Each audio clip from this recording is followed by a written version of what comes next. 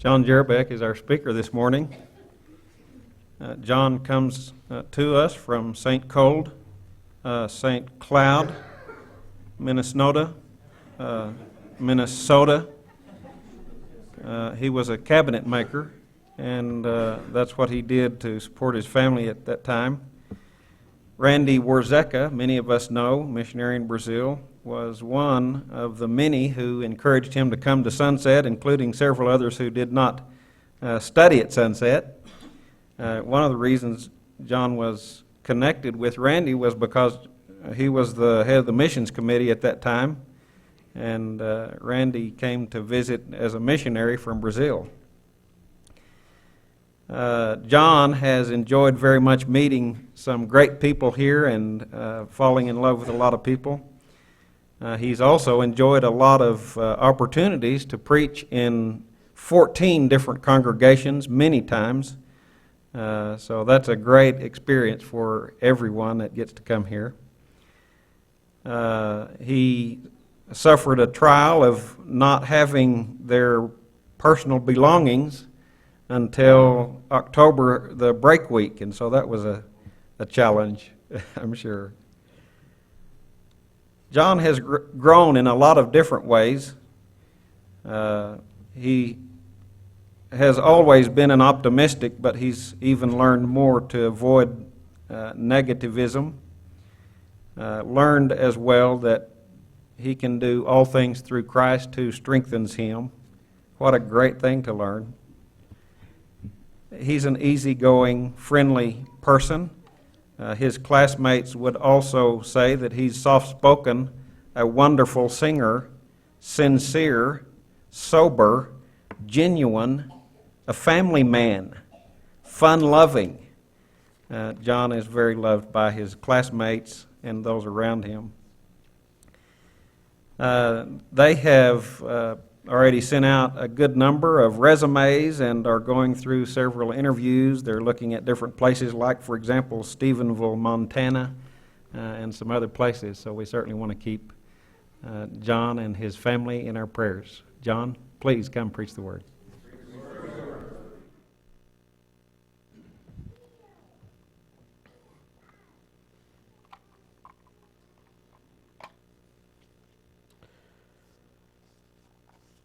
Well, there's a number of people that will need to be thanked, some of which could not be here this morning. Many of those are from Minnesota, the Church of Christ in St. Cloud, for any who get to chime in live stream or watch it later in the day. My parents, who are at that church, Bevan Lauren Turlesner and Gina Alyssa Schrader, are two of the families who have been very integral in supporting us as well as the church themselves. As Tim had mentioned, Randy Warzeka, he was a significant part of what drew me to Sunset because of the way that his influence was as being a student coming back to Minnesota, back home, and telling me about the school and about guys like Tim Brunfield and Ron Bontrager and Ed Wharton and different instructors that he really enjoyed and really was edified and learned greatly from these men that were here. And so that seed was planted in my brain many years ago. And I'll continue with my list. There's some people from not here in Lubbock. Terry from Midland, Texas, and a business partner of his have on more than one occasion given support to my family and I. From the Fairmont Park Church of Christ, there's Kenzel and John, who have been very integral in getting support for my family and I. From other places, Mike and Ronnie from Dallas, Al and Renee from Wisconsin, Malcolm and Buffy from just past Crosbyton, Drew and Donna down in Hamlin Church of Christ, the entire Iowa Park Church of Christ, and Bill and his wife, he's the preacher there, some members at the South Plains Church of Christ, Tim and Kim from Seymour, Texas. And there's a number of people who I don't even know who they were. Money just showed up in our account to support our work and effort here at school. And so for those of you who have done that, and you know who you are, I really appreciate it, and my family thanks you very wholeheartedly. I also want to just say a general thank you to the Sunset staff and faculty here, the people from across the street. There's been a lot of connections that I've been able to make as a student here and get to know and become friends with a lot of folks here. And so it's been a tremendous blessing for me and my family to be associated with a great institution of learning and a place that focuses our attention on teaching the Word. Not about somebody's opinion, not about what the argument of the day is to defeat a particular theology, but what did Paul say? What did Moses say? What did the men of the Word say? And let's then use that to get our own balanced theology. And I really appreciate that from the staff and teachers here at Sunset.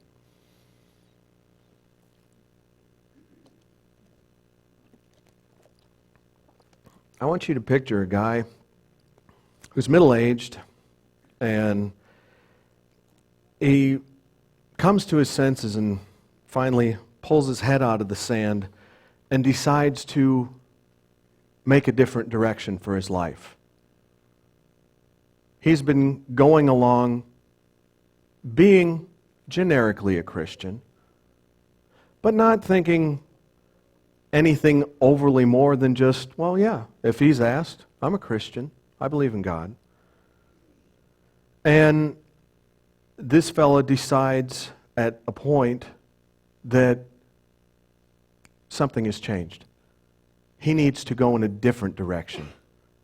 He needs to go and find some training and get some study and go to a different place, because where he's at, he can't get what he needs to go into ministry.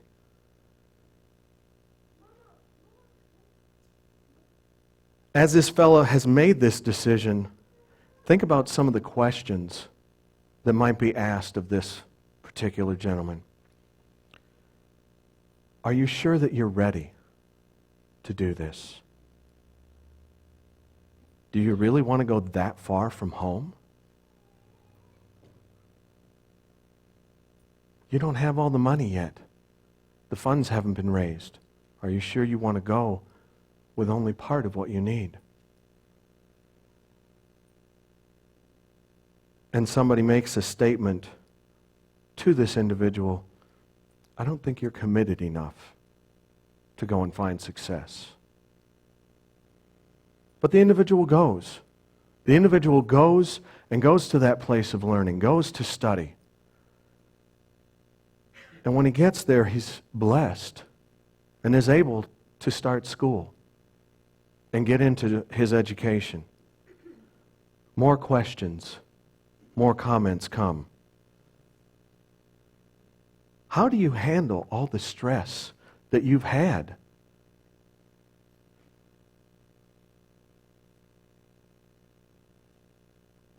Are you trying to manipulate the scholarship system?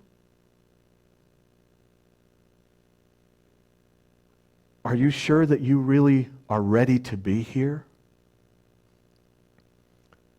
And some other statements are made. Why don't you get your financial house in order?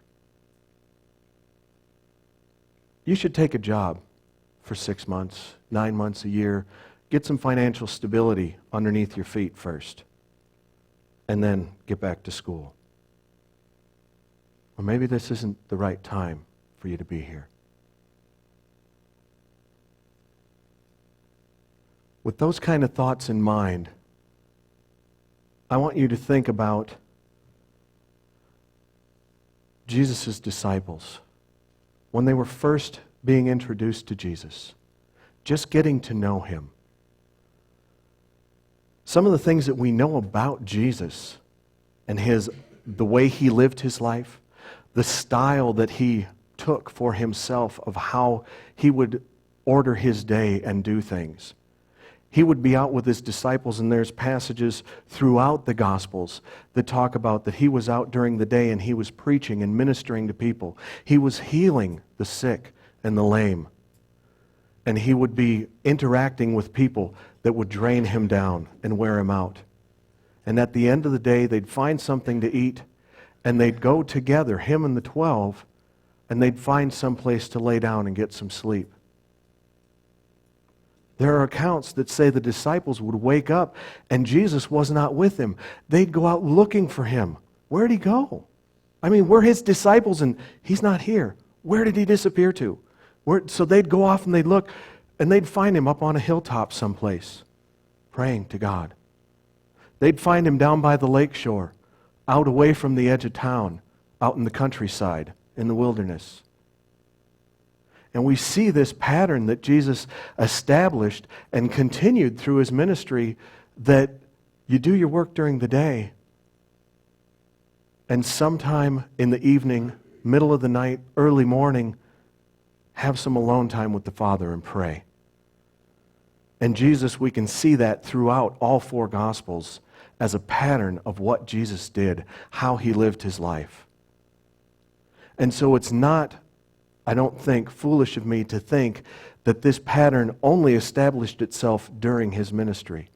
As we read at the beginning of the Gospels, when Jesus starts meeting some of his disciples, I don't think it's foolish at all to think that Jesus was away during the night, praying up on the hillside overlooking the Sea of Galilee, seeing Simon and Andrew in their boat fishing, not catching a thing. Seeing James and John and their family and their hired men out in their boat or boats fishing and not catching anything.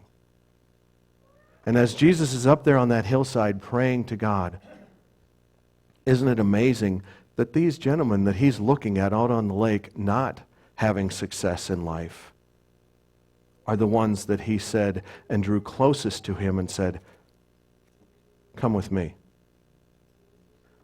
And three of these gentlemen, Peter, James, and John, became his closest disciples, upon whom he gave a little extra to their ministry. And he gave a little extra charge that you need to go further. Who was it that preached the first gospel sermon in Acts chapter 2? Peter. Who was the disciple that Jesus loved? John. Who was one of the greatest in the early church before he was so great that King Herod had him beheaded first of all the apostles? James. So these three, Jesus handpicked right from the start. As we look at the stories that are relayed of these men in the gospel accounts, it almost could seem like that it might be kind of confused, different accounts, but I can see that if you read the story and read all four accounts and read them over and over and put it together, you can make sense that this is one account on one day, that Jesus sees them from afar while he's praying at the night. Somewhere in the early morning, he moves down to go and be by those men that he wants to choose as his disciples, his apostles. He comes down to the shore of the lake. And in Luke, it says that Jesus asked Peter, who was there at his boat, "Let's go out from shore a little bit." He steps into the boat. In the other accounts, it says that Peter, maybe even Andrew, his brother, were there casting nets. And from what we know of Peter, personality-wise, it makes perfect sense after a night of fruitless going after fish. Now, myself being a fisherman from Minnesota, I've had days like that where you go out. I'm not fishing with a net that you drag or that you throw one line, one hook, trying to fish. And my dad and my brother and I, we're out in the boat and we're trying, and you're not getting any bites. You're not getting anything. You've tried in shallow. You go out deep and you bounce on the bottom. You go along the weed edge and you try trolling, you try casting something over the top of the weeds, You go through every lure in the tackle box trying to get a fish to bite something, thinking, well, I caught one on that one last week. Maybe it'll work this time. And you're trying everything you know how to do to catch a fish, and you can't.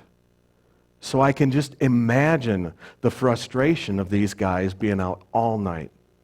Well, that's when you go out to catch fish. When you put your nets down during the day, the fish see it and they swim away. But if you go at night, you can trick them and you can catch some with your nets. So they're out all night and they don't catch a thing.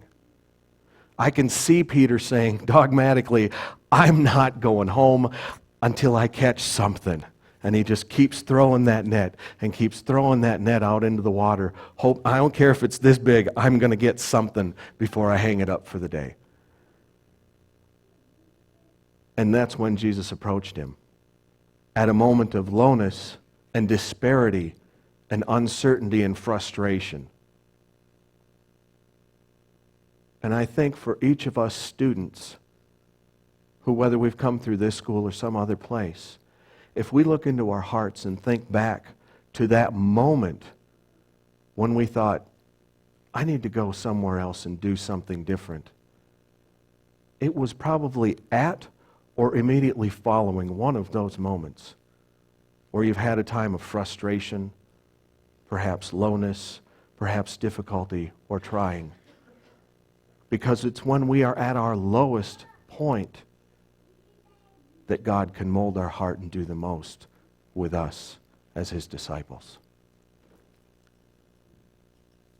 So Jesus goes and he speaks from the boat, teaches the people a lesson, and he says, put out into deeper water. And here again we have Peter, okay, because you said to. They get out there, and Jesus says, put your nets over the side. I'm sure Peter's thinking of 101 reasons why not to, but he says,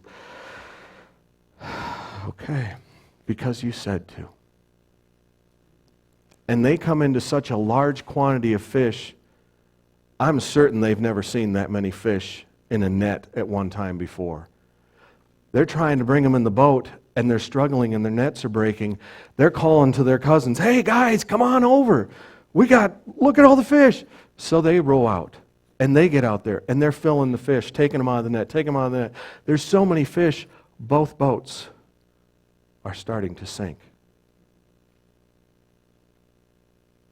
And if you think about the part of the account where it says, as Jesus is approaching them, they're fixing their nets, it's very possible that after they brought all those fish in and came to shore, and they're working on getting the fish out of the boats, start the cleaning up process and get all that stuff taken care of, mending those nets that have been ripped and tearing because of all the fish. One thing about Scripture that sometimes frustrates me is we are not given specific amount of time that may or may not have passed. There are so many accounts that you think, how much time has elapsed here? Was it 2 minutes, 2 days, 2 months? We don't know. But what we do know is all these accounts are so similar. To me, it stands clear that it likely took place all on the same day. That Jesus was out with them in the boat. They caught this great quantity of fish, were bringing it in, cleaning things up, preparing, as they were thinking, for their next day out on the lake to go out, because this is what they do. They're fishermen. They're not carpenters who on the weekend go out fishing. That's what they do for their living. They catch fish and they sell fish to support their families. And so when they get back to shore, even though Peter has seen that this is Jesus and says, get away from me, Lord. I'm a sinful man. I don't deserve to be in your presence. When they get to shore, the mind goes back to the worldly way of thinking that you had been in for so long. I got to get ready for tomorrow. Tomorrow's another day. There's more fish out there to catch. Yeah, we had a good run here, but that's not going to last forever. Some of these fish will spoil before we can sell them. We got to keep fishing. We got to keep going because that's what we do. We're fishermen. So they're mending their nets, they're cleaning up the boats, they're getting things ready, preparing the fish for market, all the things that they're doing. And it's at that point that Jesus, having stood back and watched them do what they're doing, approaches them and says, "Come, follow."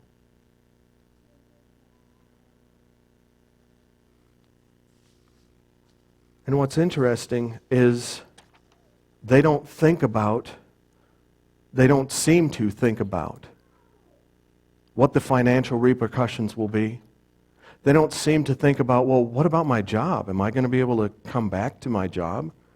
I mean, think about Levi as a tax gatherer for the Roman government.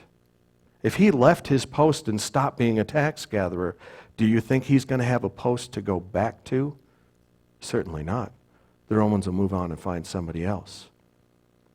It's very possible that Levi might have been slightly hunted by the Romans for a time because as an employee of the Roman government, you need to be at your post collecting those taxes that you told us you would be collecting. And we can go through the list. We're not given all of the background of every single apostle, what they did for a living, how they made their living, and what repercussions may have come. But it's reasonable to assume that every one of these men had to make that decision. Do I follow? Or do I just keep going in the direction I've been going? Do I leave what I've always known and go to something uncertain and unclear? Jesus is there with his disciples on the shore of the lake. They're washing and mending, doing all those things that are standard and typical for a fisherman to be doing to prepare for their next day of fishing. Matthew was there at his tax booth doing what he needed to do to prepare for his next day of being a tax collector. In a very similar way, we here as students at SIBI, we are preparing. We're going through our studies. We're reading our scriptures, memorizing. We're writing papers. We're reading books. We're doing the work to prepare ourselves for the next day as being a student, because you have to. If you don't prepare and pass the first ed test, you're going to have to prepare a whole lot better and do better on the next one. And it doesn't matter if it's Ed or Ron or whoever is administering the test, or whatever class you're in, you have to continue to prepare and be ready for that next day. You have to keep reading. You have to keep studying, keep doing all those things. And so we're very similar here as students at SIBI to the disciples preparing for that next day. We perhaps could stay here with our family, with our friends, with hired workers like James and John and Peter and Andrew may have been tempted to do, to just stay there with what they're familiar with, what they know. In the same way that we could stay here in Lubbock, Texas, that we know all the people here, and it would be real comfortable and easy to stay with the people that we know in the situation that's comfortable for us. But yet what we have to do is realize who it is that is looking at us and asking us to come and become a fisher of men.